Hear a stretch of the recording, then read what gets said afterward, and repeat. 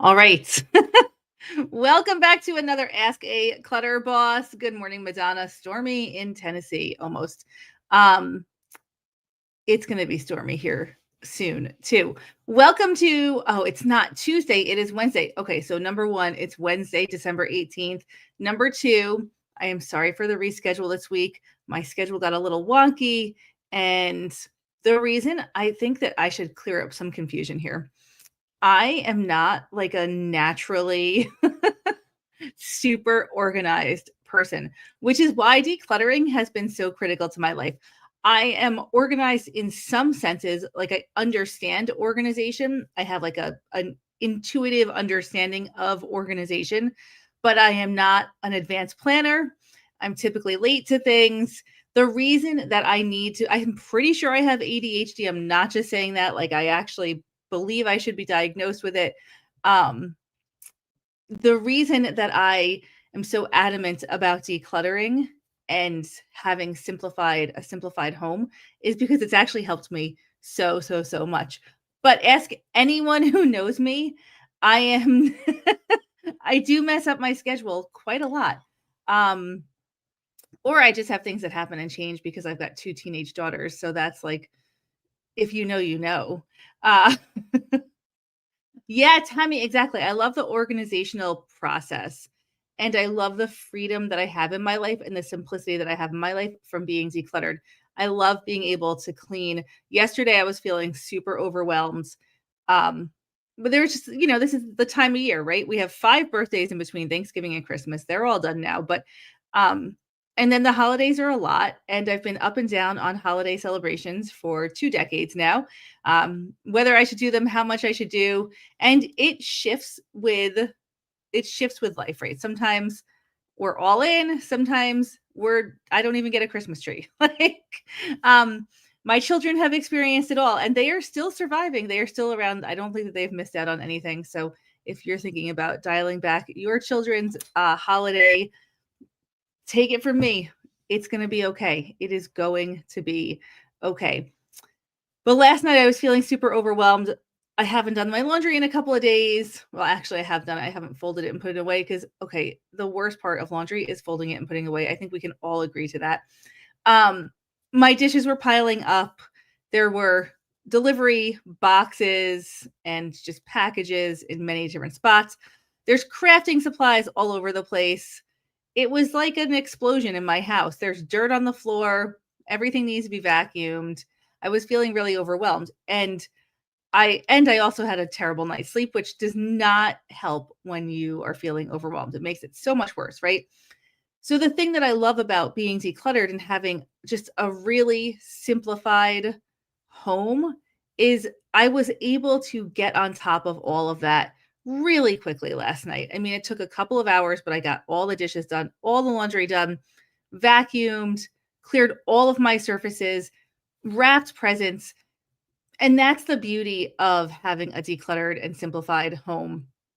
You It's not about perfection all the time. It's about bouncing back from life's little hiccups really quickly and easily.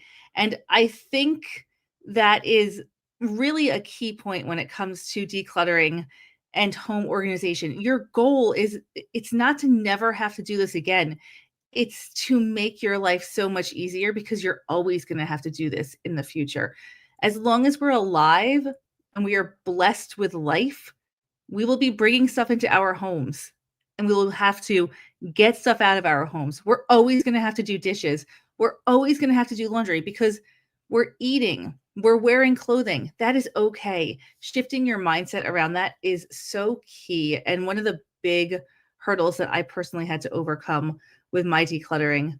I lived in a bitter, resentful place for a really long time. And we talk about this a lot, but there's there's a lot of justifiable reasons to feel bitter and to feel resentful, but at the end of the day, it's not helping you to stay feeling that way and not taking action. And also, you can feel bitter and resentful and also take action, and that action can help alleviate a lot of that bitter and resentfulness. So, I know around the holidays it's really tricky, especially if you're the person responsible for some reason for all of the holiday stuff. It's really tricky. And navigating through that can just flat out suck sometimes. So just know you're not alone. You are not alone. But the whole reason that we are doing this is not to have a perfect house. It's not to have a Pinterest worthy Instagram post house. It's to have a house that can be Pinterest worthy really quickly and easily when you need it to be. That is it. It doesn't matter if you live in a if you are somebody who cleans all the time or doesn't clean all the time or is okay with some chaos. It matters that you can get it back to ground zero, if you will, really quickly and easily. And that is the whole purpose of what we're doing, to make your life easy, not to make it perfect. Easy, not perfect. And to know that when things are overwhelming, you can just bounce it back quickly, like in a matter of hours. You can have your house back to where it needs to be. And you can wake up the next morning, look at your empty sink and go, okay, I can tackle this day today. So that's why we're here. That's why we're doing this. And I just would say, like, try to get rid of the idea that you're going to be done decluttering one day. You're only done decluttering when you die. So if you have to declutter, it is a blessing, right? Just think about it that way. All right. With that, that was actually part of a question that came in today. So I sort of answered it with my own personal lens. Which is what Ask a Clutter Boss is. And it's what Clutter Boss is. It's how we tackle decluttering. It's not for everyone, but I think it's probably for most people. And there's no one single right way to do this. You got to find a strategy that works best for you. So if you are following a professional organizer and they're telling you the only thing you need to do is ask something that sparks joy, that might not work for you. It might not work for you, and that's okay. And it might work for you. And if it does, that's great. Just keep finding the thing that is going to move you forward. And if you have to swap out what that thing is, swap it out. We don't need to stay stuck for very long. Get stuck, get unstuck. Okay, so the next question that we have here is it's a long question, so I'll just summarize it. It's about, should I store stuff in the spot that I use it, or should I store stuff in a spot, like in a different spot? So the person is asking specifically about shoes. They're taken on and off by the door. Should they have storage right by the door, or should they have storage in a closet? And also, this person notes that they really hate the fact that I put my shoes up on shelves in my closet. They think that is disgusting. Okay. You're welcome to do it differently. You're welcome to do it differently. Make this work for you. When it comes to our collections of items, so good organization means that we have a collection of items and stored in a single location. There are a couple of caveats to this, and shoes might be one of them. We have shoes by our door and also in the closet. And in my mind, if I break down those collections, it's shoes that I wear almost every single day are stored by the door, and shoes that I wear less regularly are stored in my closet. So sometimes you may think that you have a collection and it's shoes, but occasionally there are sub-collections within there that can be separated out and stored separately, because that's what makes sense. So shoes that are worn, and also our farm shoes, like boots and stuff like that, they are stored by our door. Other shoes I have stored in my closet up on shelves. So every shoe has a spot. I can see the entire collection all at once. And it's very important with however you're choosing to store your items, that you can see the whole collection at a single glance. So that means if you have a collection that is stored in a box or a bin and you can't see the collection, it's going to be difficult to put stuff away and to find what you're looking for quickly when you're looking for it. If that box or bin is in a location that is hard to get to, chances are you're never going to put anything away there. And nobody else in your house is going to go through a 5-step process to put stuff away, period. We want simple and easy. We thrive on simple and easy. When it comes to home organization, the easier and most simple that you can make it, the more likely it is going to last. Okay. So if you have shoes that are stored, like off-season shoes or infrequently used shoes that are stored in a box or a bin, and you cannot easily get to it. Number one, you're way less likely to wear those shoes. Number two, you're way less likely to put them back away where they're stored. You're most likely going to accumulate shoes outside of that box and bin because it is just too hard to put it away. So make your home organization as simple as possible. By and large, I would say we want to have collections stored together. Occasionally, we have to break out a collection and store similar items in multiple locations, but try not to make that your fallback because that really leads to commingled collections, and commingled collections are clutter. A commingled collection is opening up a dresser or drawer, cabinet, and seeing a whole bunch of different types of items in there. That's commingled. We want to be able to clean up our homes and find the items we're looking for in like 1 second.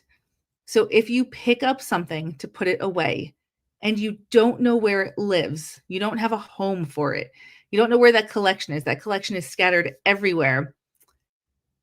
There's nowhere to put it. So you just put it anywhere and then it just remains clutter. Clutter in our house is something that doesn't have a home. You want to be able to pick up literally anything and say, this is where this item goes. I'll just use examples that are in reach here. I just got this phone stand. So I'm making planner videos and I needed to, it doesn't really matter where I got it, but I got this phone stand for making planner videos. This is new to me. Where does this go? I actually have a drawer in my office that has little electrical, like knick-knacky things, accessories like this. So I know exactly where this goes. If I were to clean off my desk right now, I know exactly where everything goes. There's no, where should I put this? There's no grabbing an empty box and shoving it all into an empty box. There's no thought, like, where does this go? It's almost automatic. And that is what makes it so easy. Likewise, on the other flip side of that, if I were looking for this, I know where to look. It's only in one single spot. This has come in so handy on so many times because on so many occasions, I have been looking for stuff in the past and the stuff only could be in one spot. Like it doesn't get put away anywhere else. It has one home. So I know if it's not there, it's not here. Like if it's not in its home, we don't have it anymore. And that's really, really helpful. It can be frustrating to not be able to find something you're looking for, but if you can't find it in the only spot it could be, you don't have it. Like it's lost, out of your house, or you decluttered it or threw it out or somebody threw it out. It's not here. So we just need to get, a duplicate or whatever. Paperwork. I mean, I have very little paperwork. I know exactly where it is. If we take out our passports or something like that, they go right back to the same spot. If they're not there, they're lost, right? That's what makes life easy. There's no question around it. It's not that you're never going to lose stuff, or it's just that you're going to know. You're going to know with like 95% certainty, which is pretty good, that the item is not there anymore. So this has been a little bit more of a, how do I actually organize my house conversation, but it's food for thought, right? So I say in boot camp, and I might have taken this slide out recently, so maybe if you've done a recent boot camp, you have not heard this, but you will know, okay, when you go into somebody's house, let's say you have a friend who had a surgery and you go in and you're going to cook some food for that person. You open up the dishwasher, it's full of clean dishes. It's pretty easy in most kitchens to put most of the stuff from the dishwasher away just by opening up the cabinets. You know where the dishes go because you see other dishes. You know where the forks go because you see other forks. You know where the pots and pans goes because you see other pots and pans. So in general, you can unload a dishwasher in most kitchens really easily. That's good organization. If somebody came to my house and they had to pick up after me or after my family, they would be able to figure out where most stuff goes just by opening up all of my closets, dressers, drawers, because all like items are stored together. When you have gotten to that point of home organization where anyone could come into your house and pick up after you. Not that I'm advocating for that, right? I'm just saying this is like your test. This is the litmus test of how organized I am. If anyone can come in and easily see where any item goes, that is a well organized house. That is the goal. So as you're picking up this week, as you're picking up your house, the things that get us stuck are the ones that don't have actual homes. Those are the spaces that need further decluttering and organization. And if you have a collection that is too big for wherever you're choosing to store it, that is a light bulb moment. That means it is time to declutter that collection or move your storage around and put that collection into a larger space. We try to, well, our first goal with decluttering is to live within the storage space that we have. But really, the true goal is to live so comfortably within the storage space that we have room for growth. Because collections, the stuff that we have in our homes and in our lives, they grow and they shrink. And they should reflect our life right now.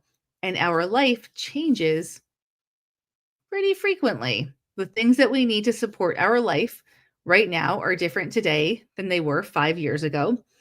They're different today than they're going to be in 5 years. So you need space for things to grow and for things to shrink. A good example of this is I used to quilt, kind of, so quilt when my kids were younger. And over time, that was something that just really, I had no time for it anymore. Turns out I don't love projects that take a really long time. So I started to declutter my sewing collection, keeping only the basics, right? I kept my sewing machine. I kept the needles and the accessories, most of them. I got rid of most of my fabric. I got rid of a lot of those beginner books that you get. And especially this was back before YouTube was a big thing. I got rid of most of that. Recently, my daughter has taken up sewing, and quilting and making little things that she sees on TikTok. So that collection has started to grow again. So it shrunk for a long time and it started to grow. We recently realized that the storage spot for our sewing things was getting really tight and cramped. So we were able to move some stuff around, swap some collections, and I had a couple of empty cabinets, but they're not empty right now because we put the sewing collection into one of them, right? So this is how your space kind of flexes for where you are in life.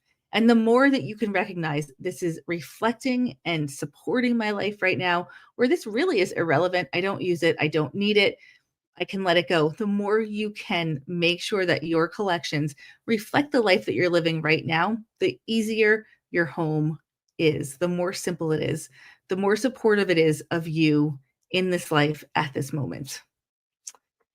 All right, that is all that we have for Ask a Clutter Boss this week. Thank you so much for joining live. We are off now for 2 weeks, so there will be no more of these live streams for the rest of the year, but we'll be back the first week in January. And just a note, if you have not gotten your dashboard planner yet, I think that we have less than 10 remaining. Well, number one, if you have gotten one, thank you so much. We aim to have them to you before the first of the year. That's the goal. So we are working very hard behind the scenes, trying to make this whole shipping thing happen. If you have not gotten yours, please order it soon because we have 100. We had 100. We are not ordering more after this launch for a while. We want to get feedback. We want to look at some different printers. We want to figure out how to improve this. So we're not doing a launch for a while of the planner. This is the last opportunity to get it. So if you want one, go get one. Clutterboss.com, I think /planner, but there's resources on the top of the page. If you look at that drop down menu, you can grab yours there. And from the bottom of my heart, thank you for being here live and on replay. Thank you for supporting Clutter Boss. And don't forget, You are a clutter boss. Sending lots of love and happy holidays to everyone out there. I'll see you in 2025. Bye for now.